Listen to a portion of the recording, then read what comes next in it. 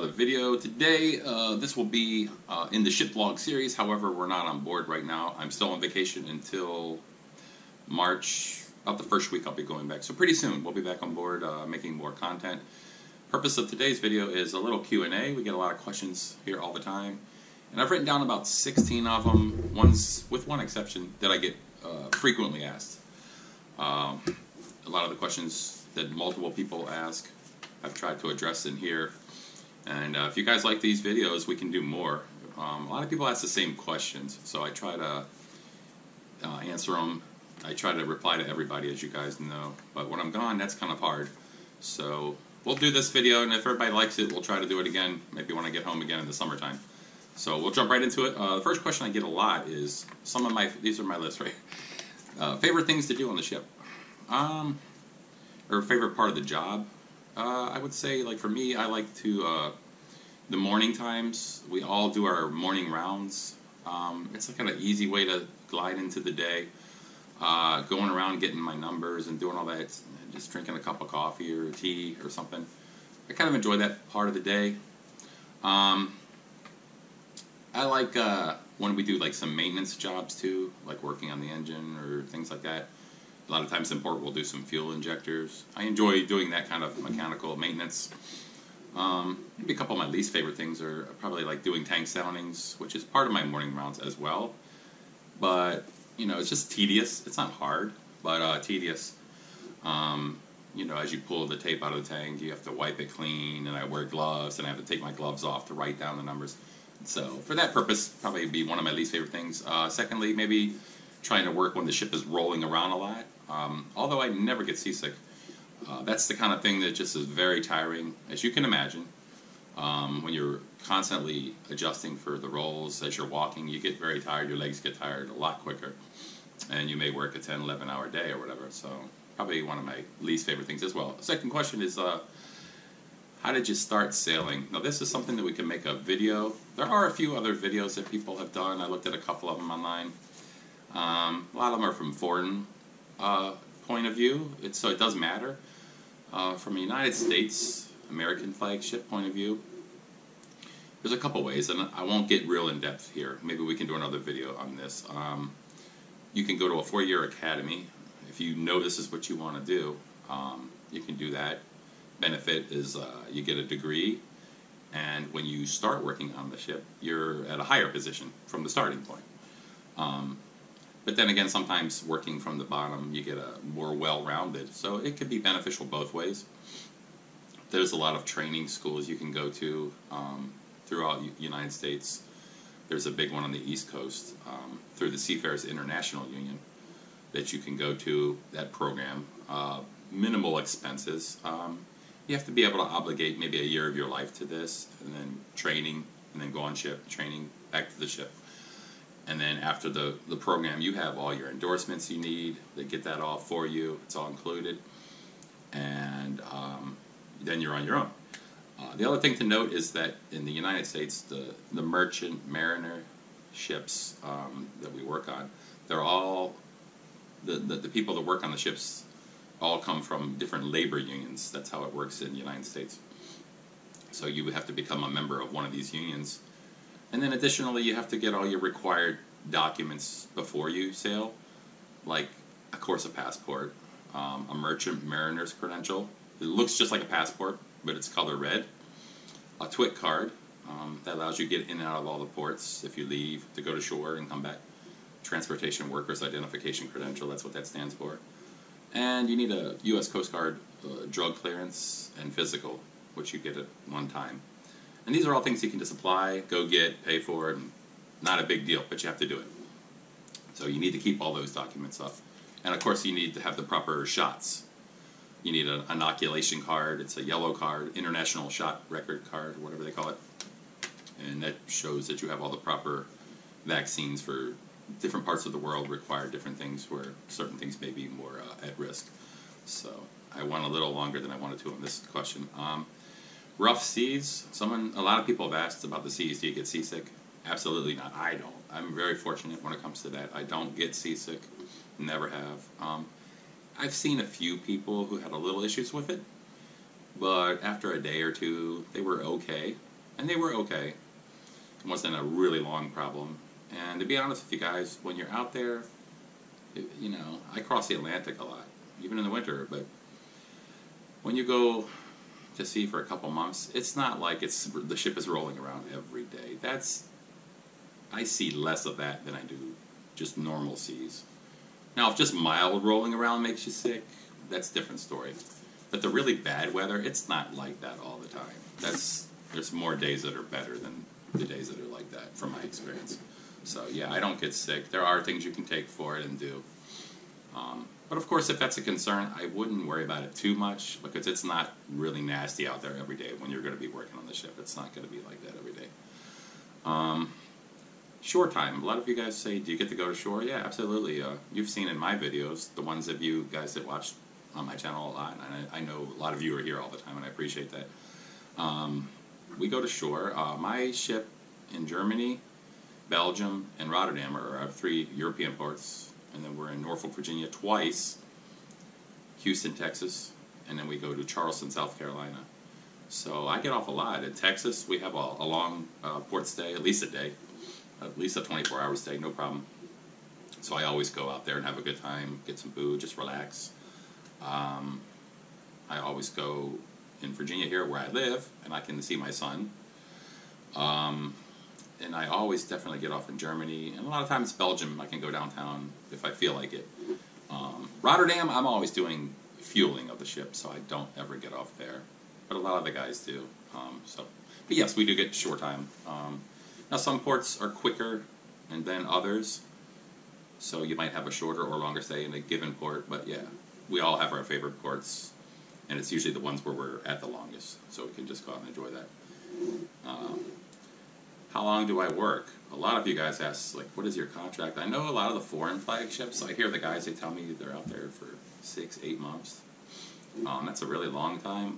For me, on my ship, 3.5 months I'm on, and I go on vacation holiday for 2.5 months.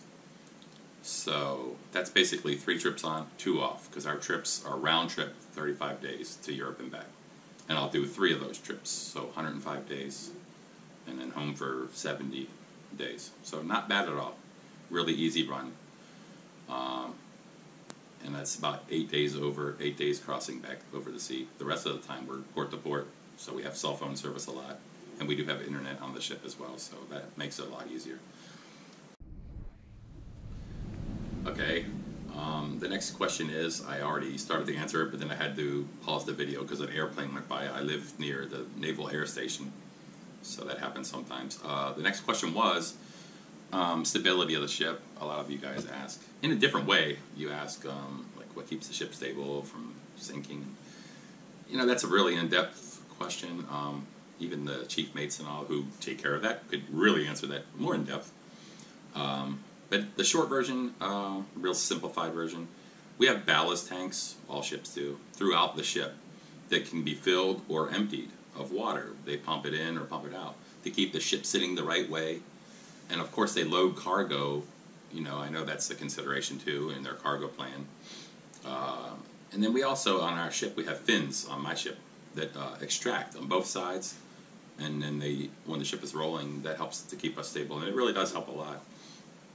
So a lot of things, the main thing is like your ballasting. They ballast or deballast to keep the ship in the water the way that they want it for stability purposes, you know, and center of gravity and all those factors. And they have programs, I think, that assist them with doing so. Next question.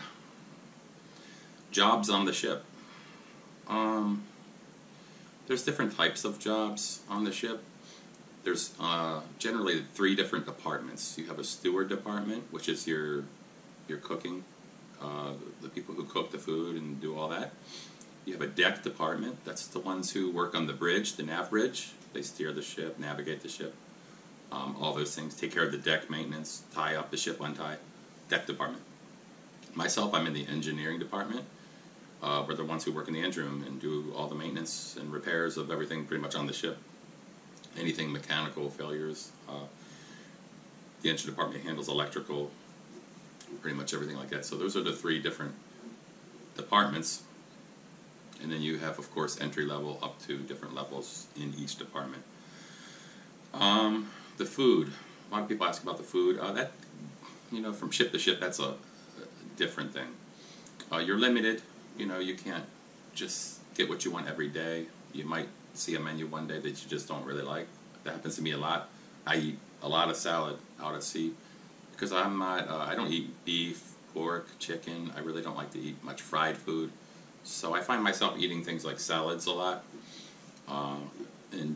So that's just what I do, which doesn't hurt anyway. And when we go to shore, we get a lot of snacks or whatever we want for ourselves. We have refrigerators in our room, so we can put things in there too.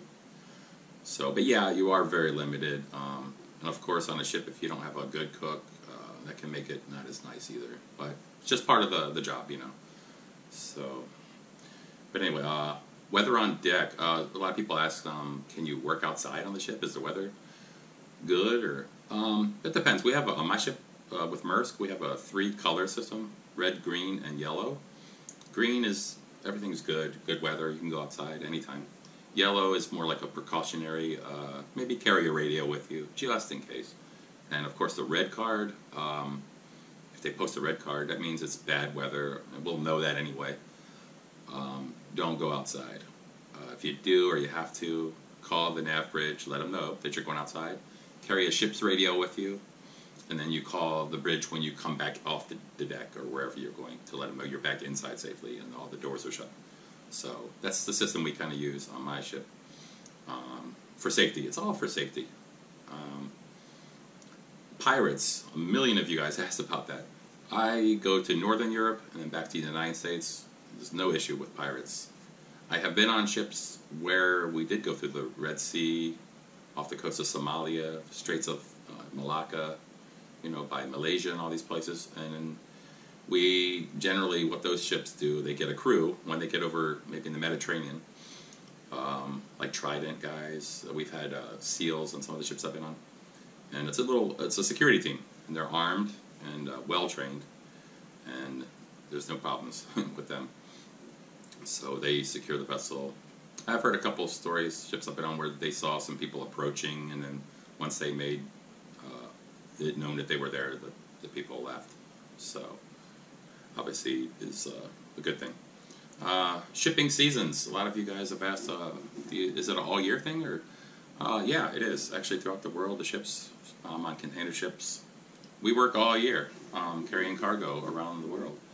On the Great Lakes in the United States, I think they have a little off-season. I've never done it up there, but I think they do have a season where it's down for a short time. But deep sea shipping is 12 months a year. That's how you get things in your stores, and that's how things get transported around the world. So yeah, it's all year. A couple more questions. We have a crew size. A lot of you guys asked that. Over the years, I've been shipping for quite a while. Crew sizes have drastically been reduced, but the companies still expect the same from us. So it's a lot more on our shoulders, and nowadays there's a lot more regulations, paperwork, so it just gets harder and harder. We carry about 20 to 21 personnel on my ship, and sometimes we have a couple cadets. A lot of times we do. That adds to it, but the main crew is like 20 or 21 people, and we're 292 meters long. Some ships are 400 meters. They still carry about the same amount of people, so that's not a lot of people on a big ship like that. So it's a lot of work. This is probably the only question that a lot of people haven't asked me, but a few of you, I'm assuming Filipinos, have asked me, are there any Filipinos on the ships? Yeah, I get to work with a lot of them, and I actually enjoy it. I love working with them. I love the Philippines. I've been there several times.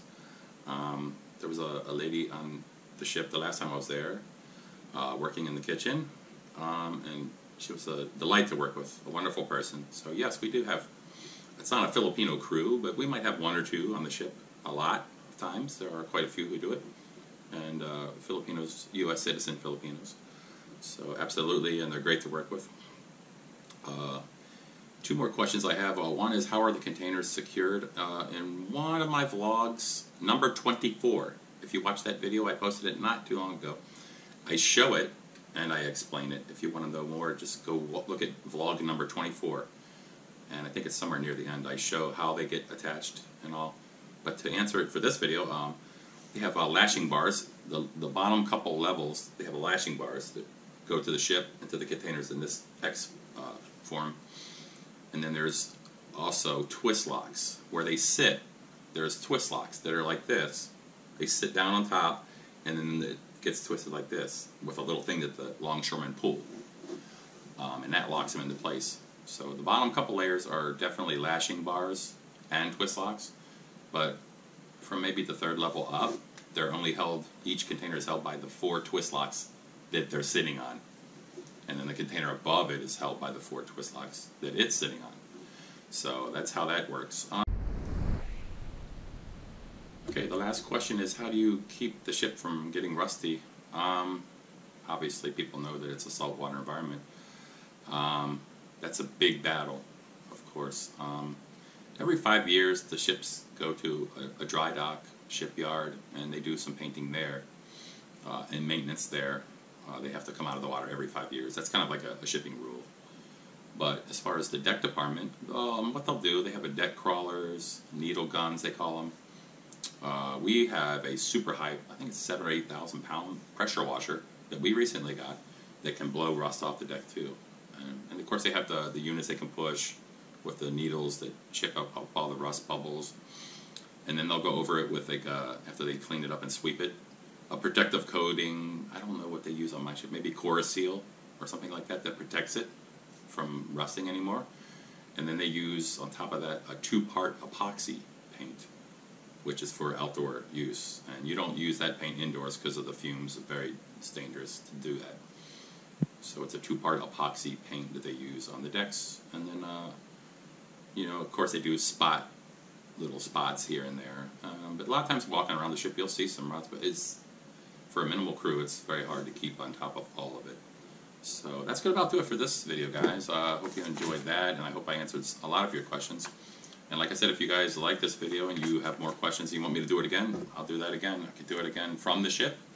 I could do one when I get home. If I get a lot of questions from you guys, I'll do another one maybe from on board the ship. So thanks for watching. As always, guys, if you like the channel, please subscribe. We don't just post ship videos. We do a lot of other videos too, about a lot of different things. Just everything that me and my son do that's fun together, we post. So we try to make it fun. But of course, while I'm working, we do these ship vlogs. And I appreciate every one of you guys that watch all the time. And you always comment, and I really love talking to all of you. But thanks for watching, and if you enjoy it, though, give us a thumbs up. That kind of lets us know that you enjoy it. And we will see you on the next video.